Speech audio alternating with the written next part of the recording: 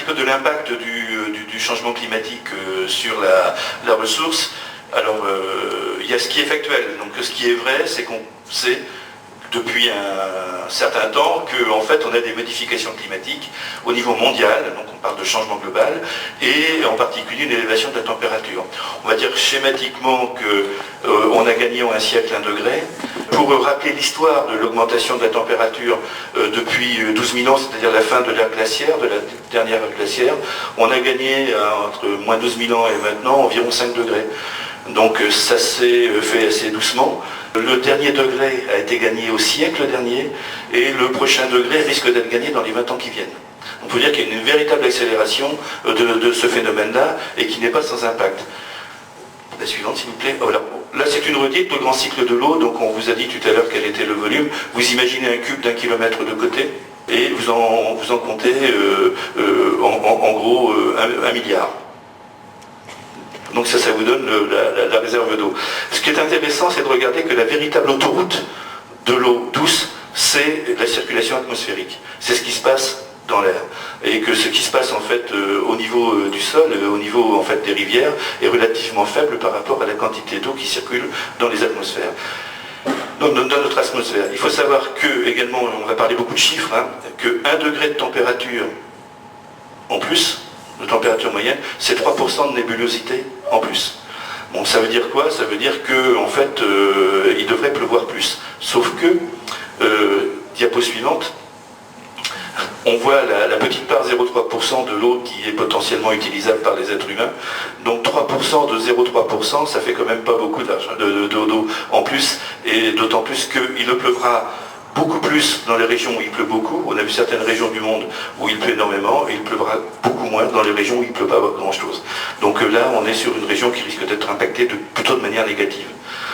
La suivante, voilà. Donc maintenant, une fois qu'on a ces fondamentaux, qu'est-ce qui se passe chez nous?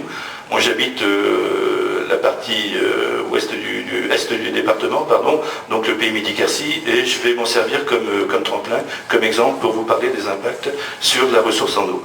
Voilà, donc quelques chiffres. La superficie de Midi-Quercy, c'est pratiquement 1200 km², c'est 48 000 habitants, un petit peu plus maintenant. C'est en fait 750 millions de mètres cubes de précipitations par an. Quand on multiplie la surface par la pluviométrie moyenne, on trouve un chiffre de 750 millions de mètres cubes par an, ce qui n'est pas grand-chose, tout compte fait. Et on a une température annuelle moyenne de 14 degrés. Donc ça, ce sont des fondamentaux dont il faut se rappeler. 14 degrés, c'est la température moyenne du monde. Donc on est, on est bien positionné là. Voilà. Donc sur la suivante, ce que l'on sait, c'est que grâce aux données de Météo France, depuis en gros 1960, c'est qu'on a une augmentation non négligeable de la température. On voit qu'on est passé d'une température moyenne de 12 degrés et demi à une température moyenne de 14 degrés en une cinquantaine d'années, et qu'au contraire, la pluviométrie a tendance à baisser. On a perdu plus de 80 mm de précipitations par an, en moyenne, sur cette distance temporelle. 1 mm de pluie sur 1 hectare, c'est 10 tonnes d'eau. Donc 80 mm de pluie sur le même hectare, c'est 800 tonnes d'eau. Donc ça, il faut l'avoir en tête pour avoir en fait une bonne idée de ce que sont les chiffres. Voilà, sur la suivante.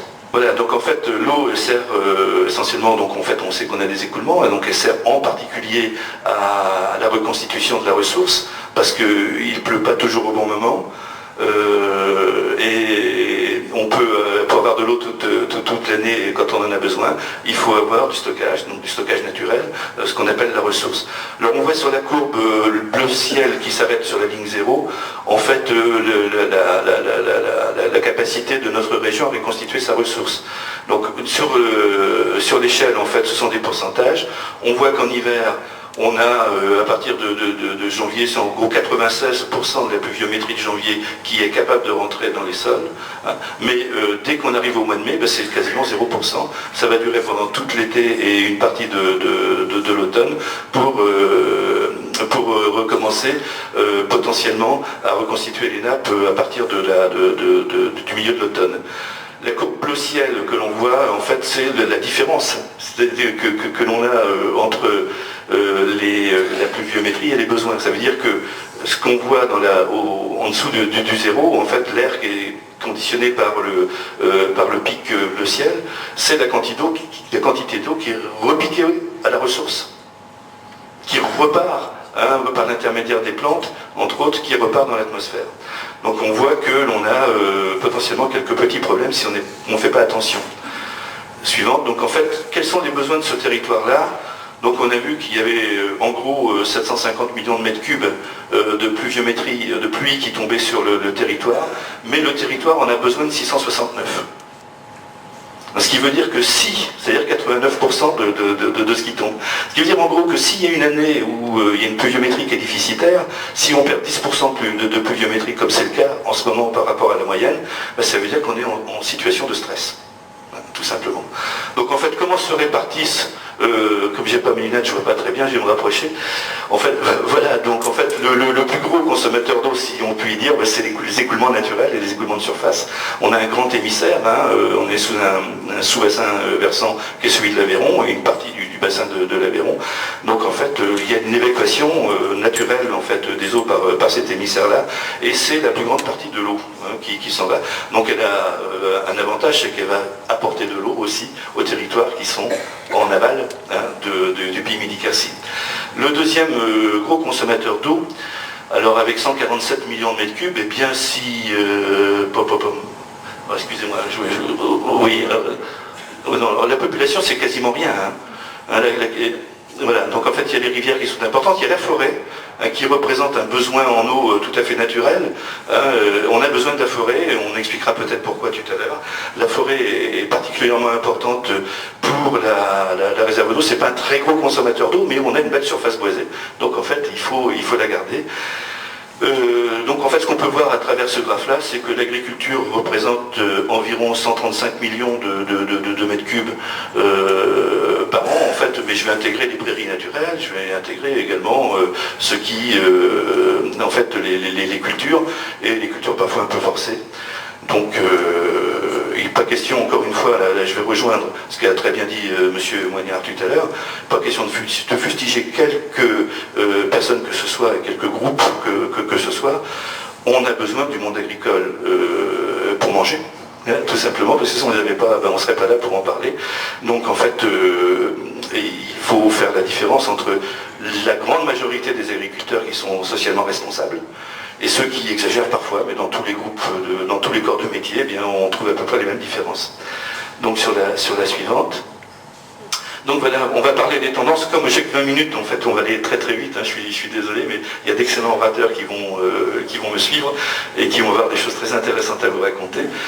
Quelles sont les projections à horizon 2030? Donc à travers des modèles qu'on appelle décennaux, c'est-à-dire en fait sur des pas de 10 ans, avec des distances temporelles qui ne sont pas trop lointaines, de manière à avoir des modèles qui soient fiables dans la réponse qu'ils vont donner, qu'il n'y ait pas trop de dispersion à la fin. Ce que l'on peut voir, c'est que l'on a une augmentation de la température. Je vous ai dit tout à l'heure encore 1 degré de température moyenne à venir sur les 20 ans qui viennent, ça c'est avéré.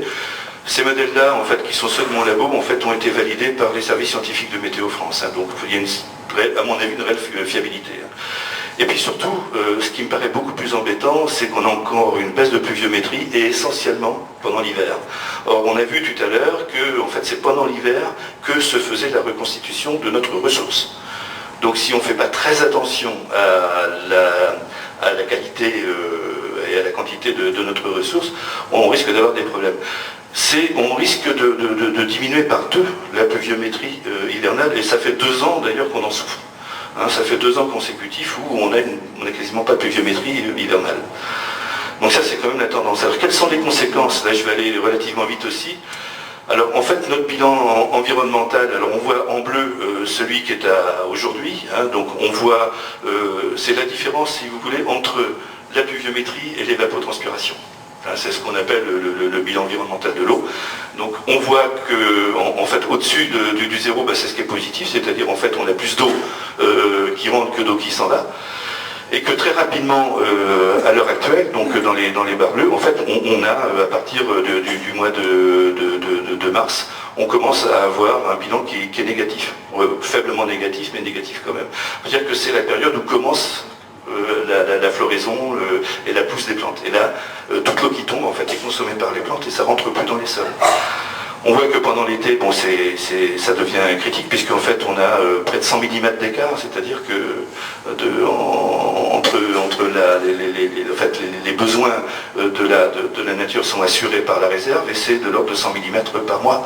Donc c'est pas anodin. Ce qu'on voit, c'est que sur le bilan environnemental 2030, en rouge, c'est bien qu'il y a une augmentation très sensible des besoins en eau et en particulier, on s'aperçoit que c'est à partir du mois de février qu'on commence à rentrer dans des bilans qui sont plutôt négatifs. Sur la diapo suivante, on a une autre façon de regarder le rapport entre la température et la pluviométrie à travers un diagramme qu'on appelle ombro-thermique, donc ombros qui veut dire la pluie en grec, hein, le mot ombrella, ombrelle. Et donc on voit donc, trois limites. Donc celle du haut avec le vert, en fait, c'est la limite qu'il y a entre les territoires qui sont dits humides et semi-humides. Celle du milieu en bleu foncé, c'est la limite entre le semi-humide et le semi-aride. Et quand on est dans le bleu ciel, c'est-à-dire en fait au niveau 10, là on rentre dans les limites de l'aridité, c'est-à-dire en fait dans des régions péri-désertiques. Donc qu'est-ce qui se passe sur la courbe bleue? Bien, on voit la distribution du rapport pluviométrie-température à travers un diagramme qui s'appelle le diagramme de Marton. On voit la répartition en fait spatio-temporelle hein, du rapport ombrothermique. Et on voit que bon, on est plutôt actuellement, sauf en été, pendant un petit peu de temps, dans une période de semi-aridité, mais ça on le sait pour le vivre, hein, et on s'en sort plutôt bien. Ce qui va se passer avec les modifications de température et de pluie, c'est qu'on voit que sur la courbe rouge, l'indice 2030, c'est que d'ores et déjà, en fait, en plein hiver, c'est-à-dire en fait janvier, février, mars, eh bien on sera en dessous de la limite de semi-aridité. Et on passera, vraisemblablement, on va tangenter pendant une courte période de l'été la limite de l'aridité, c'est-à-dire qu'en fait on sera dans des conditions donc péridésertiques proches du Sahel pendant une petite période de l'année. Toujours pareil, il ne faut pas que ça fasse peur, hein, ce sont des graphes qui sont faits pour réveiller et pour faire comprendre que c'est d'ores et déjà qu'il va falloir mettre en place des outils de gestion. C'est l'objectif principal. Donc en fait, parmi les conséquences, on va constater des baisses sur la disponibilité des eaux de surface. Donc là, on voit le différentiel de débit qu'il y a entre la Guépile ou Béjarec, hein, qui sont la porte d'entrée et la porte de sortie du territoire. Et on voit que pendant toute une période non négligeable, hein, qui est de 7 mois, on voit qu'en fait, on a des débits différentiels qui sont excessivement faibles, inférieurs à 5 mètres cubes seconde. Ça veut dire quoi? Ça veut dire que tout au long du trajet de l'Aveyron sur ce territoire-là, on a une surconsommation saisonnière et que, en fait, si ça continue de cette manière-là, on risque d'avoir des baisses en une période d'étiage sévère de l'ordre encore de 17% du débit. Donc hyper important. Bilan agronomique, donc sur les deux barres du bas, on a les besoins pour le blé et le maïs. Alors ce sont des besoins en millimètres, et qui ne sont pas tous les deux donc à la même période. Sur le maïs, en fait, on arrose le maïs, hein, vous le savez, on l'arrose pour deux raisons, c'est parce qu'il a besoin d'eau. Il y a une autre raison, en fait, qui est rarement évoquée, pourtant qui est importante, c'est que quand il fait trop chaud, on a des problèmes d'échaudage de grains. Donc, en fait, au-delà de 32 degrés de température maximum dans une journée, eh bien, le maïs ne fait pas de grains. C'est vrai pour le blé aussi, il y a une température beaucoup plus basse, parce que dès que ça dépasse 22 degrés, eh bien, le blé, il ne remplit pas son épi. Donc on arrose aussi pour baisser la température et ça a son importance. Donc en fait, par contre, les besoins de 300 et quelques millimètres d'eau pour le maïs, ça se passe sur 2 mois. Alors que les besoins de 300 et quelques millimètres d'eau pour le blé, en fait, ça se passe sur 6 mois. Voilà, donc en fait, il faut se rappeler cette échelle-là. Hein. Donc en fait, sur les deux barres du haut, en fait, on voit quelles sont les précipitations durant les besoins. Et sur les deux, en fait, on a par différence, en fait, ce qu'il faut apporter par irrigation. Qu'est-ce qui va se passer en 2030? Vous avez donc une baisse de précipitation par rapport à maintenant, donc en fait une augmentation des besoins, et sur le haut on voit les variations des besoins. Donc on voit que sur le maïs, en fait, il faudra en gros 12% on va dire d'irrigation supplémentaire par rapport à maintenant. Par contre, sur le blé qu'on n'a pas besoin d'arroser maintenant, on peut se dire qu'on va remplacer le maïs par le blé, et puis il faudra l'arroser. Parce que pendant l'hiver, pendant la période de talage, en particulier, il faudra apporter de l'eau, et donc il faudra irriguer en hiver, ce qui est quand même un paradoxe. Mais c'est comme ça. Sur la diapo suivante, alors bien sûr, en très peu de temps, j'ai abordé quelques thématiques, mais il y en a d'autres qu'il ne faut pas oublier. Donc en particulier, ça a été très bien dit dans le film précédent, en fait moins de débit, ça veut dire pour des pollutions identiques, ça veut dire des concentrations supplémentaires, c'est un rapport mathématique tout simple, donc en fait avec des impacts sur la santé publique qui sont évidents. Donc en fait il y aura aussi un impact sur l'économie touristique, dire que ce pays Midi-Quercy vit pas mal en fait du tourisme et que l'Aveyron en fait est un vecteur important, canoë, pêche, loisirs liés à l'eau. Il y aura un risque et une tension vraisemblablement sur la fourniture énergétique et pas seulement sur les basses chutes, donc en fait sur l'énergie hydroélectrique, mais il ne faut pas oublier que en fait, l'Aveyron, comme le Tarn, alimente en fait un bassin qui est important et qui va donc en fait permettre de refroidir Golfech. Donc de l'eau plus chaude en moindre quantité, ça veut dire beaucoup plus de consommation pour Golfech, ça veut dire aussi un risque de tension très très grave sur la fourniture énergétique. Ça il faut pas l'oublier tant qu'on a de l'énergie nucléaire. Donc en fait il faudra, et on en a parlé tout à l'heure, réfléchir sur les maillages beaucoup plus importants d'adduction d'eau. À l'heure actuelle en fait il y a certains maillages de prévus en fait à partir du réseau de l'Aubrac jusque chez nous. Donc en fait c'est dans les tuyaux. Ça se fera pas, je sais pas, mais il faudra quand même y réfléchir. Donc en fait une augmentation, et ça a été très bien dit par M. Moignard tout à l'heure, obligatoirement du prix de l'eau, et pas que de notre eau de consommation à nous, mais en fait je pense de l'eau agricole également. Il faudra y penser. Il y a une diminution de la production de biomasse, et plus particulièrement de la biomasse fourragère. Donc là moi je suis rentré dans un circuit d'études qui s'appelle le Climfourel, donc climat, fourrage, élevage, avec l'INRA, qui démontre, on a travaillé essentiellement sur la région de Millau, qu'en fait on a une perte très très importante de la production de fourrage à l'hectare, et qui était liée en particulier à la différence de pluviométrie et l'augmentation de la température. Les déductions qu'on a pu faire, c'est que si on arrivait en fait à avoir des sécheresses beaucoup plus longues, donc moins de pluviométrie, beaucoup plus de température, en fait on perdrait une partie de la biomasse naturelle sur les prairies naturelles, et en particulier sur les annuelles, les plantes annuelles. Mais dans un deuxième temps, on finirait par perdre aussi les pérennes, celles qui se reproduisent en fait différemment, et en fait on aurait donc le risque d'avoir en fait une sorte de désert, c'est-à-dire plus de couvert végétal. Savoir que les plantes transpirent, on appelle ça de l'évapotranspiration, et que cette eau sous forme de vapeur qui est émise par les plantes permettent de refroidir l'atmosphère. Donc en fait, on peut espérer que d'ici 2050, si on garde le couvert herbeux, que l'augmentation de température serait que de 2 degrés. Si on le perdait, l'augmentation de température moyenne annuelle serait de 4 degrés. Et ça serait hyper compliqué pour nous à ce moment-là. Donc une amplification de l'aléa retrait gonflement des sols argileux. Donc en fait le département est différemment impacté. Monsieur Pieux qui est là, on parlera savamment s'il y a des questions à ce sujet-là. Il y aura également donc de nouvelles contraintes d'urbanisme et d'aménagement territorial. Puis au global, en fait il y aura une perte de qualité de vie. Je parle pas je parle de qualité au sens premier, de confort de vie, parce que peut-être que la boîte à outils qui est celle de l'adaptation n'aura pas eu le temps d'être mise en place correctement pour pouvoir assurer une vie sereine, à défaut d'être confortable, très confortable ou luxueuse, mais une vie au moins sereine à notre population.